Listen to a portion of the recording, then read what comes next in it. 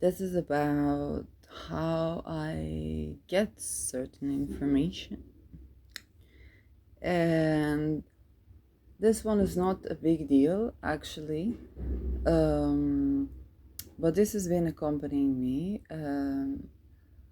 Well, when it comes to the energy field or astral field, I would get a calling to look at a chart, and sometimes I would feel energy coming towards me. I do not make further assumptions on where that energy is coming, like all the levels of awareness, where that energy is actually coming from. I would just receive energy to look at a certain figure, at a certain chart, and I would receive kind of channeling. And very much like an actor or an actress, it would feel like the energy is there with me or working through me, kind of like a channeling thing. Okay, I'm not a professional channeler. Okay, I'm an astrologer. I'm not a professional channeler. I'm making experiments with these things. So allow things to be, and then information would come to me, just very like it was coming to me before academia, during academia, and part of the reason I took a break from academia because I felt that some things it's just kind of like a gut feeling that I can't explain. Why am I looking here, looking there? And it felt inauthentic to just rationalize my arguments, but not talk about this aspect. And sometimes these energies would be more or less intimate, and then I would sometimes get certain information um, that I don't always talk about. Um, and this is where I would know sometimes if a person is, let's say, an Opus Dei. I would get Opus Dei very strongly, or Masons. I would get Masons very strongly, um, and things would unfold in a certain direction. Sometimes it's even overwhelming for me, um, and I would allow things to take their course. Right now, we're at the throne of the Jupiter Uranus, and this is just the energy of allowing things to take their course. I'm a pre-eclipse child, okay, so my natal chart is pre-eclipse. So many fated events, especially around eclipses, and so um, this is the where and how I get my information. I have very relaxed standards for empiricism when it comes to being innovative about methods, about ontological units, about how to receive information, how to share information. And this allows me to be experimental and to express myself, um, opening a gate for conversation, for more info to arise. So this usually is the case. Um, and in many cases, there would be some sort of a healing effect for me to be encountering this particular energy at this time. Um, some process, some growth process. And as an astrologer, as many of these people have charts, then I would work with that when I feel the calling to, and that would give me more of a raison d'etre for what's going on, and then I allow things to unfold. So this is where a lot of these episodes are coming from. A lot of the energies, those who read energies and read all kinds of energy in my energy, are not imagining. I'm not sure it's of the level of awareness. I'm not an initiator in this sense. I'm more like on a erotic level reciproromantic, and on an astral level receptive or permeable. where I just allow things, so it's not like I penetrate or I interfere. And it's also important, like if you see yourself, if you saw an episode and you saw your energy there, you saw a chart there, that it's not me like infiltrating your energy, you just receive stuff. So this is more about the methods around spirit of matter. I scheduled to do a Voice of Peace a series. It has been a dream of mine, and I see that it's happening, and on the energy level. And for those of you, you can Google Voice of Peace, and you'll understand what I'm talking about. But definitely it deserves a Voice of Peace. Jupiter is going to be invisible for a while, and we'll have the protective energies of Ereshkigal. So I might pick that one for the Voice of Peace. It may be that the channel name will change from Spirit of Matter to Voice of Peace. That's definitely a possibility. I'm strong on the denuclification.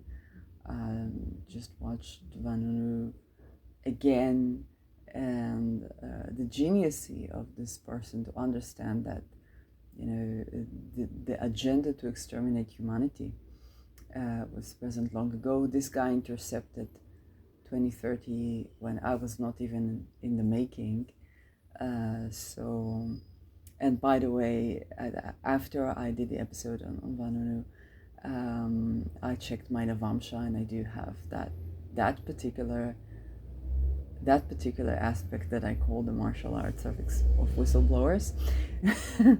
This time it's not some external person giving me the validation to me. It's more like I called the shots. I called it the way I called it, and then I look at Manavamsha and I have Mars opposite Uranus. So sidereal Gemini, tropical Cancer, opposition Uranus in sidereal Sag, tropical Capricorn in my Navamsha, which is a chart that you embark into when you embark into your Saturn maturation. It's kind of like age 35, 36. And it becomes kind of like your mature chart. People use it as a marriage chart, but it's also your Saturn maturation chart. It doesn't erase the natal chart or the Rasi, but it definitely adds a flavor. And I have the magic square. So I went from the mystic rectangle to the magic square. And those were all of them alchemical, psychic, whatnot. I'm way more relaxed about the way I receive information. So it means that I'm way less specific. I just allow things to develop, but also set my boundaries where I need to. So this is kind of like a part of how I get my information. Information does come to me. Sometimes I would make move like on whether it's social media or tweets or whatnot, and I would receive an energy, I would make a move, and then I see something in the newspaper, some leaking of something. It's very exciting, and then I let it unfold. So this is why my interactions, for those who do not know, the hidden facets can be a bit weird.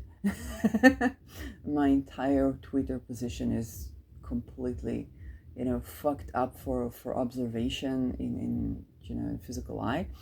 But there's a reason I'm still there. There's a reason why I'm doing that. And it does have Pluto on my midheaven. So Twitter has Pluto on my midheaven, which is a surprise to me because I was just looking at it like, what the fuck is going on? So yeah, elections are a big deal. I don't always elect anything because I'm impulsive many times, but election for me to join a certain network or a certain endeavor or a certain social media type Like if I don't follow you on social media because you're on TikTok or something like that, it's because I don't have an election for TikTok right now, so I don't open a TikTok. Um, and so, yeah, I make my moves different. I'm very energy sensitive, but it doesn't mean I know everything. Okay, so don't expect me to read your mind and understand exactly what you want. It's not a replacement for actual communication, but it is something that inspires the hard majority of contents here. Whether I wake up, just look at this chart, and the moon is signaling something, or somebody's about to have an eclipse. And I also want to say something. I talk a lot about like the not the cult, the cultists and the cult, and how it's all. Something I talked about since Sugar Free Lemonade. It got me into quite some troubles, but quite some intimacies as well, and quite some telepathies and informations. And just something you need to understand. Okay, we're just like when intelligence pinpoints a certain person, and then they wait for you to have like a crucial moment, okay, where you have like a crisis or a grieving or something like that. And unfortunately, I'm a Me Too veteran, and a lot of the people who went through Me Too cases did go through certain grief and already had a missing brother, father, sometimes both, or a dead brother, father, sometimes both, before they encountered the person that violated the boundaries. Um, and so, just like it happens, with us, it also happens to those who are in these intelligences and in these cults, and the veil of ignorance kind of falls.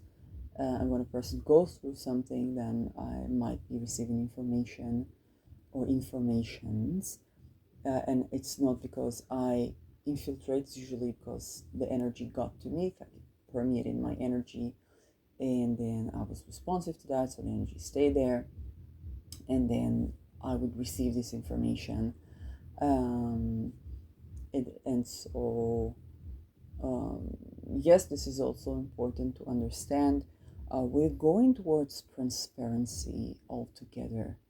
A whole strong point of attraction, kind of like a black hole with intense attraction point towards denuclification from the disintegration of the very trust types that are based on exploitation, torture, ritual sacrifice, genocides, democides, and so on and so forth. So I hold a very heavy point of attraction to disintegrate those and to build genuine trust. And so that those things might be a little bit scary, but they're happening. And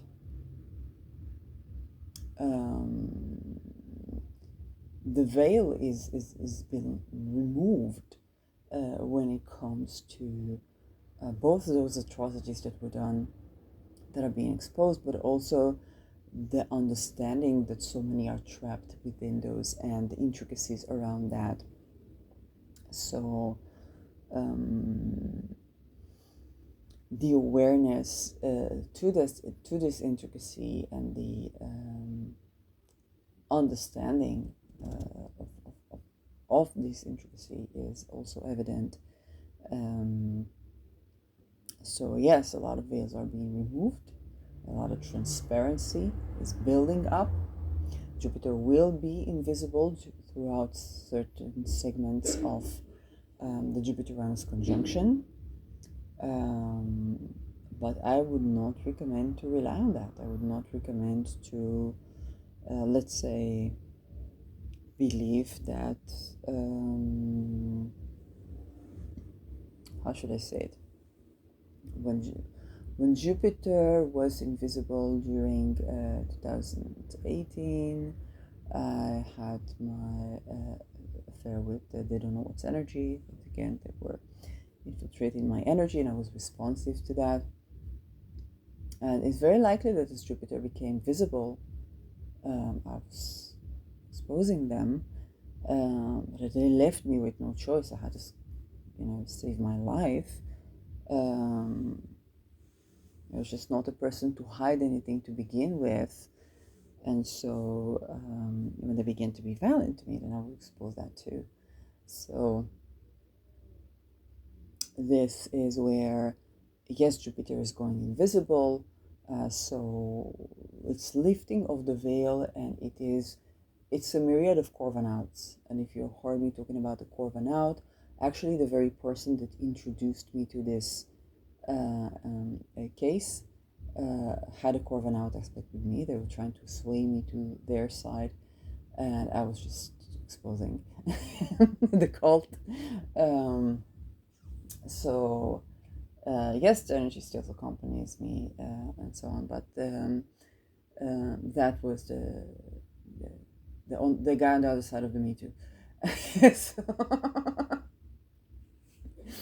um, so we are having a myriad of coronauts, and astrologically I address this as Saturn hard aspect in Pluto, and now Pluto is ruled by Saturn, with Saturn in Pisces, and Jupiter will be invisible. So this is a very phase altering of a Corvinal. So we're going to have a lot of astral affairs between people that are on opposite polarities. And another facet of the Corvinal is the Uranus Moon amiable aspect, and this is radical acceptance. And this is what the Corvinal is set on, because there's a certain radical acceptance of you that comes from an unexpected pole or an unexpected place, and that creates for a genuine liking of each other while coming from completely other sides of the structure. And this actually serves to disintegrate the structure. Okay, Pluto Saturn is hardly ever easy. You will find that in many cases with the Corvinals, you have, with the kind of hard aspect Pluto Saturn, you have also Pluto sextile Saturn with the very incident involved. So you will find it in the synastry. I have it with a generation of kind of like between the beginning of the 60s, like 64, 65. So that's pretty much where it goes. And those that have also the Uranus amiable aspect to my moon or double whammy would be the Corvinals. Okay, and that is we'll be having, I think, a deeper exploration, whether it's of the intimacy, of the intricacy, of the shadow sides, and of the various dynamics that display themselves at this time. We will have Eresh Kigal's Venus as Eresh Kigal protecting us. So I'm very grateful to Krasia Tassio for sharing the knowledge of invisible planets and Venus in her invisibility. Eresh Kigal is incredibly protective and shielding the astral field, so both of the Corvan outsides can call on Eresh Kigal to protect, to allow the being informed of those intricacies while actually ushering us towards a visible Jupiter that is informed and adheres to the benefit of humanity. And in this, again, reverence to Mordechai Vanunu, addressing the denuclification,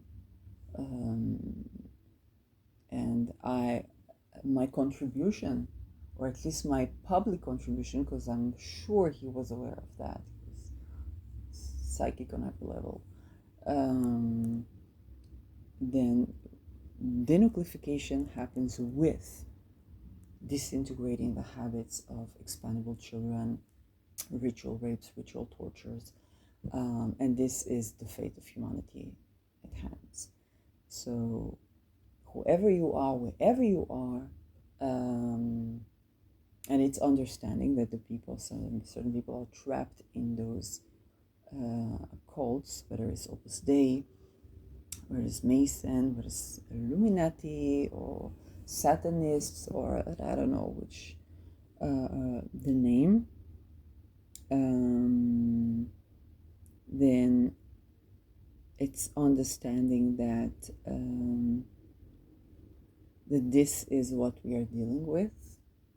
Okay, this is important, and that our future as humanity, whether you come back here or go or not come back here, you leave this place a better place, and this is our contribution to the planet that we are living in. We are meant to do this at this time. Okay, we are meant to. I don't think that we are meant to like destroy humanity, but rather embark into what people call golden ages, but is simply the continuation of humanity in a situation where humanity desires to live. If most of humanity wants to perish, then you have a nuclear holocaust. Is one of the most efficient solutions. And yes, there is ideation around it's being humane, because again there are the generous kilometers where you just poof out, but there are plenty of other kilometers where it's not so. So this is a worldly level of analysis. There's no nation, no leader, no all these things. Okay, all these levels of analysis, kind of like different movies, variations on the canon, is not the level of analysis that we're dealing with when we talk about denuclification. And it's becoming more and more prevalent. People like Van Onu paved the path for denuclification and continue to pave the path. People like Richard Feynman, who invited us to look into the ritual of brushing our teeth, and teeth is Saturn. So whether it's the fluoride, we have defluoridization of the waters right now in Africa. They're building A-bombs. So when you see the leaders on bended knee in front of NATO, they're not, it's not because they're not men, it's because they are building an A-bomb, and that's the exchange that they have for it. And this also goes through these hidden cults, okay? So if you think that, black leaders are not within the cult, okay, not only in America. Goes from China to USA to Africa to Europe, of course, Europe, to indigenous people, okay, to all the people that you think are the voice of the oppressed. No, you don't hear the voice of the oppressed. You don't. That's unfortunately the feature of those who are oppressed. Is you don't hear their voices. But you do get these callings, and the information does come to you when either you're meant to do this, then I guess if you know, you know, or it's just a choice that you made. You're more less fated chart, then it's a choice that you made and a desire that you have, and then the information does reach you and come to you. So yeah,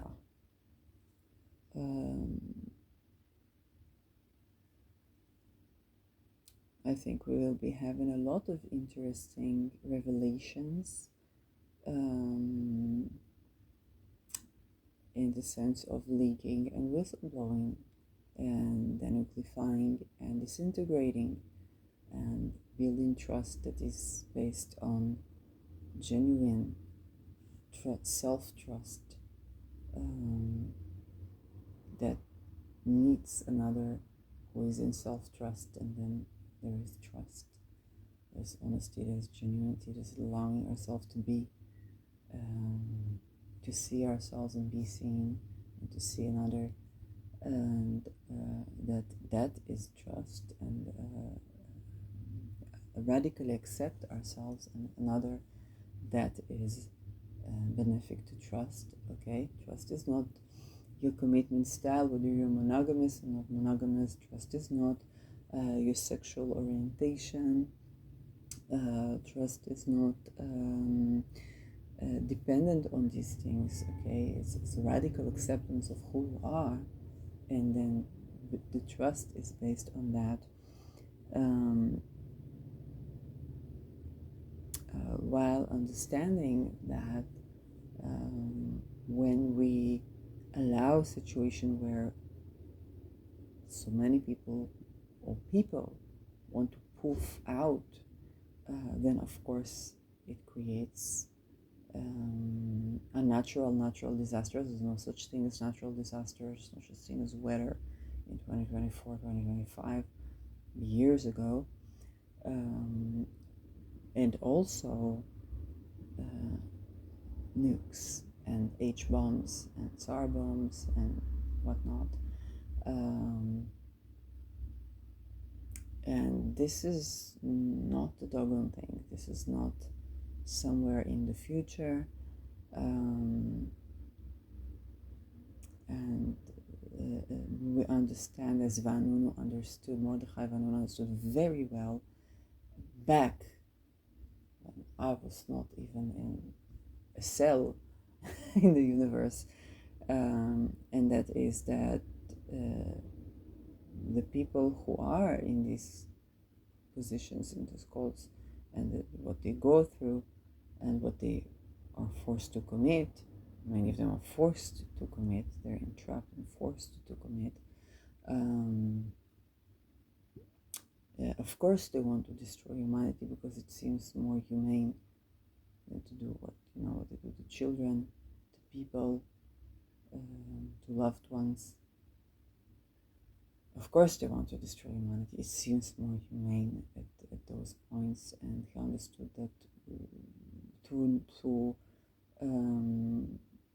intercepting the nuclear race, we are intercepting the destruction of humanity. And this also opens the gate to intercepting expandable children, which turns into expandable people, which turns into expandable leaders. And this is no place, this is not something that humanity can thrive with, genuinely thrive. Okay, I'm speaking as a holistic health practitioner. Okay, the kind of people who would ask you a million questions when you have just a minor symptom, and you'll have a self-discovery of your life.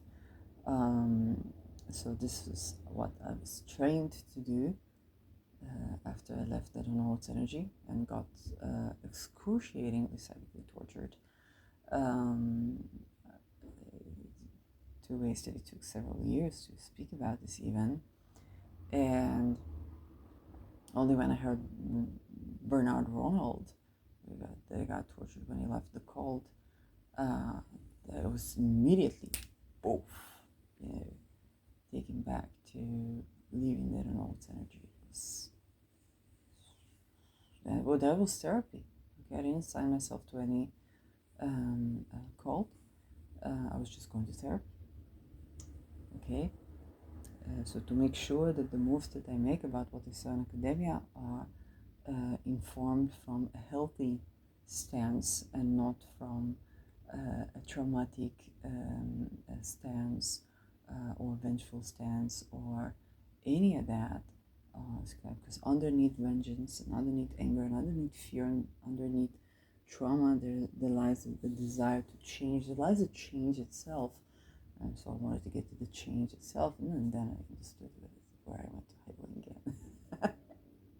And therein lies the change itself as well. So, energy. And with that, I'll end this episode.